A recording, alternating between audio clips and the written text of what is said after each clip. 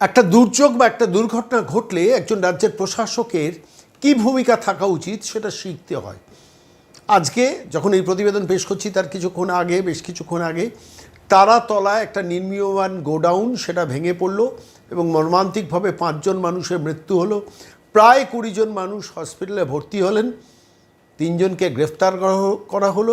রাজ্যের মুখ্যমন্ত্রী ছুটে গেলেন, কিন্তু তার আগে 1 ঘন্টার মধ্যে মিলিটারি নামলো, এনভিএফ নামলো, কলকাতা পুলিশ নামলো, কলকাতা কর্পোরেশন নামলো এবং যারা যারা ওই গোডাউনের মর্মান্তিক পরিস্থিতির মধ্যে আটকে পড়েছিল তাদের উদ্ধার করা হলো। 20টা অ্যাম্বুলেন্স ছোটানো হলো। রাজ্যের মুখ্যমন্ত্রী, অগ্নিমিত্রা পল, শরদ্দত্ত মুখোপাধ্যায় সবাই পৌঁছে গেলেন স্পটে। ইন্দ্রনীল খান পৌঁছে গেলেন স্পটে।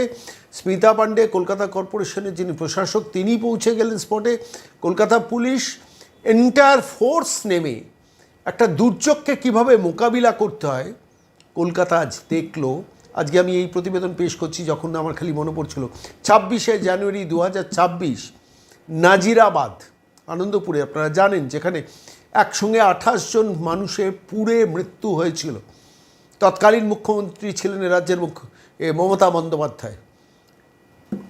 26শে জানুয়ারির পর থেকে 26শে ফেব্রুয়ারি গেছে, 26শে মার্চ গেছে, তারপর এপ্রিল মাস এসছে, ইলেকশনের মাস। ওই 3 মাসের মধ্যে তৎকালীন রাজ্যের মুখ্যমন্ত্রী মমতা বন্দ্যোপাধ্যায় কিন্তু নাজিরাবাদ, আনন্দপুরে পৌঁছতে সময় পাননি, পৌঁছননি।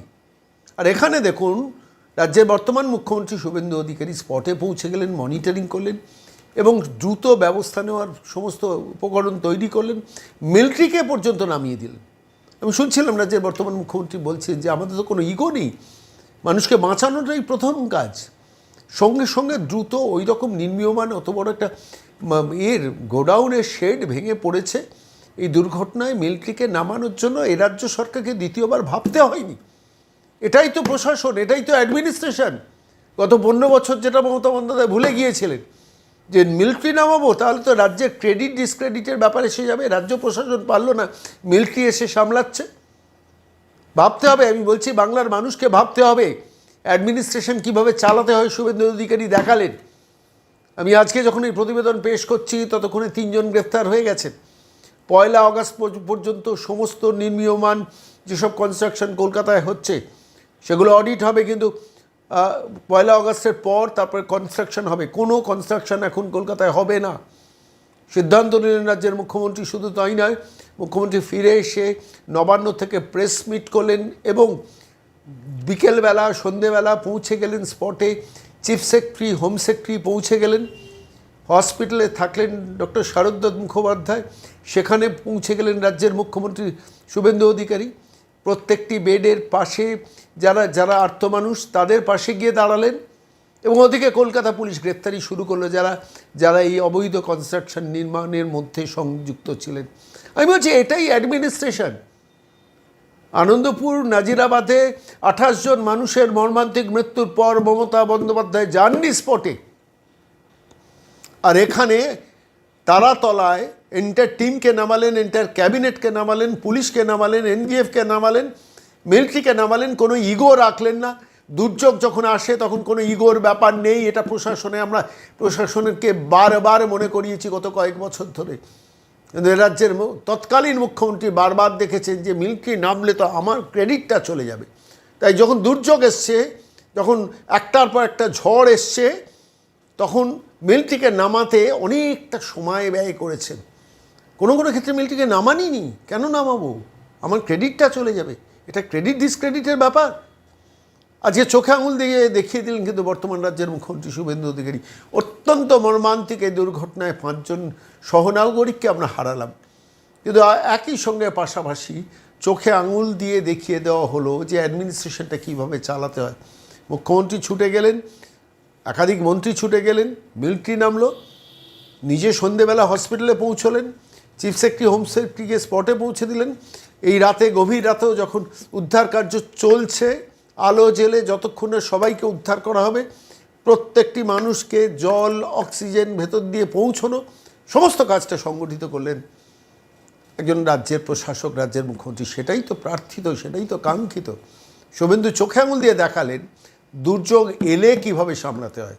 অ্যাডমিনিস্ট্রেটর মমতা বন্দ্যোপাধ্যায়কে আবারও এই দুর্যোগের সময়, দুর্যোগের দিনে অ্যাডমিনিস্ট্রেশন শুভেন্দু অধিকারী চোখে আঙুল দিয়ে দেখিয়ে দিলেন, একসঙ্গে 6 গোল দিলেন, শিখিয়ে দিলেন 15 বছর ধরে মমতা বন্দ্যোপাধ্যায় যে জঙ্গলের রাজত্বটা চালিয়েছেন সেটা রাজ্য শাসন নয়। আর রাজ্য শাসন যেটা, সেটা এইটা, যে ভিডিওটা এই মুহূর্তে আপনারা দেখবেন।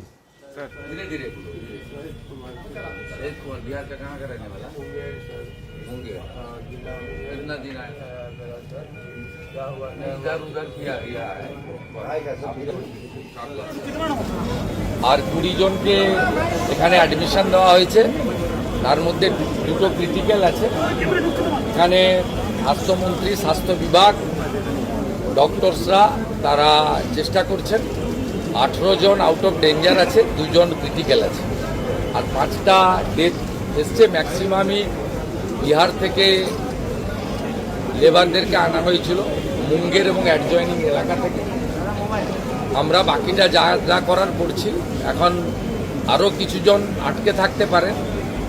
আমাদের চিফ সেক্রেটারি, হোম সেক্রেটারি ওরা থাকছেন, রেস্কিউ কমপ্লিট করবেন। ইউডিএমএ মিনিস্টার থাকছেন, আর এখানে হেলথ মিনিস্টার এবং হেলথ সেক্রেটারি থাকছেন। আর পুলিশের সঙ্গে কোঅর্ডিনেশন করে আমাদের কাজ হবে। তো আমি থ্যাঙ্কস জানাবো initially army, NDRF, civil defence, Kolkata police, KMC, ওরা যেভাবে কাজ করেছে। Fire brigade, loss of life অনেক বেশি হতো, আটকানো গেছে। যে মেন লেবার সাপ্লায়ার, নাম আমি বলছি না, ইনভেস্টিগেশনের রিজনে তাকে লালবাজারকে বলা হয়েছে, এডিসিপিকে বলেছি আমি যে ওকে অলরেডি আনতে, তাহলে অ্যাকচুয়াল সংখ্যাটাও পাওয়া যাবে আর ইনভেস্টিগেশনটাও আগে এগিয়ে নিয়ে যাবে। বাকি যা অ্যাকশন নেওয়ার আগামীকাল আমরা নেব। ইনিশিয়ালি আমাদের কাজ হচ্ছে আরও যদি কেউ আটকে থাকেন তাকে জীবিত উদ্ধার করা, আর যদি ইনজোর্ড থাকেন তাকে যতটা সম্ভব বেটার ট্রিটমেন্ট দিয়ে রিকভারি করা। যতক্ষণ পর্যন্ত কমপ্লিট না হচ্ছে রেস্কিউ অপারেশন, একদম ক্লিয়ার না হচ্ছে, ততক্ষণ যে টিম ওয়ার্ক করছে সেই টিম ওখানে কাজ করবেন। চিফ সেক্রেটারি পুরো বিষয়টা স্পটে মনিটরিং করবেন। बिहार का कहाँ का रहने वाला मुंगेर कितना दिन आया उधर किया है আর 20 জনকে এখানে অ্যাডমিশন দেওয়া হয়েছে, তার মধ্যে দুটো ক্রিটিক্যাল আছে। এখানে স্বাস্থ্যমন্ত্রী, স্বাস্থ্য বিভাগ, ডক্টরসরা তারা চেষ্টা করছেন। 18 জন আউট অফ ডেঞ্জার আছে, 2 জন ক্রিটিক্যাল আছে, আর 5টা ডেথ এসছে। ম্যাক্সিমামই বিহার থেকে লেবারদেরকে আনা হয়েছিল, মুঙ্গের এবং অ্যাডজয়নিং এলাকা থেকে। আমরা বাকিটা যা যা করার করছি। এখন আরও কিছুজন আটকে থাকতে পারেন। আমাদের চিফ সেক্রেটারি, হোম সেক্রেটারি ওরা থাকছেন, রেস্কিউ কমপ্লিট করবেন। ইউডিএমএ মিনিস্টার থাকছেন, আর এখানে হেলথ মিনিস্টার এবং হেলথ সেক্রেটারি থাকছেন। আর পুলিশের সঙ্গে কোঅর্ডিনেশন করে আমাদের কাজ হবে। তো আমি থ্যাঙ্কস জানাবো initially army, NDRF, civil defence, Kolkata police, KMC, ওরা যেভাবে কাজ করেছে। Fire brigade, loss of life অনেক বেশি হতো, আটকানো গেছে। যে মেন লেবার সাপ্লায়ার, নাম আমি বলছি না, ইনভেস্টিগেশনের রিজনে তাকে লালবাজারকে বলা হয়েছে, এডিসিপিকে বলেছি আমি যে ওকে অলরেডি আনতে, তাহলে অ্যাকচুয়াল সংখ্যাটাও পাওয়া যাবে আর ইনভেস্টিগেশনটাও আগে এগিয়ে নিয়ে যাবে। বাকি যা অ্যাকশন নেওয়ার আগামীকাল আমরা নেব।